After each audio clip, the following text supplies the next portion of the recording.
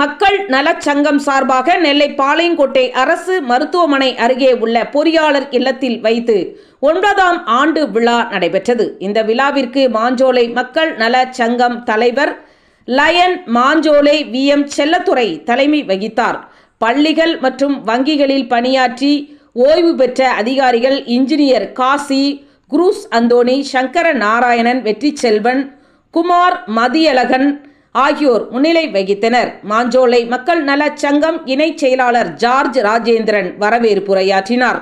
சிறப்பு அழைப்பாளராக ஆன்மீக சொற்பொழிவாளர், பட்டிமன்ற பேச்சாளர் முனைவர் சரவணகுமார் கலந்து கொண்டு சிறப்புரையாற்றினார். அதனைத் தொடர்ந்து சிறப்பு விருந்தினராக நெல்லை லாட்ஜ் சேர்மன் ஹாஜி நியமித்துல்லா கலந்து கொண்டார். தொடர்ந்து இந்த நிகழ்ச்சியில் மாஞ்சோலை மக்கள் நலச்சங்கம் செயலாளர் வழக்கறிஞர் அரசு அமல்ராஜ், பொருளாளர் lion doctor V Chandrasekar, BSNL ஓய்வு பெற்ற அதிகாரி பேச்சிமுத்து, தொழிலதிபர் சென்னை பாலச்சந்திரன் மற்றும் ஆனந்த், திருவனந்தபுரம் ரயில்வே செல்வகுமார், சென்னை தொழிலதிபர் டாக்டர் கிருஷ்ணராஜ், மாஞ்சோலை மக்கள் நலச்சங்க நிர்வாகி செல்லப்பாண்டி, சின்னசாமி உள்ளிட்ட முக்கிய பிரமுகர்கள் கலந்து கொண்டனர்.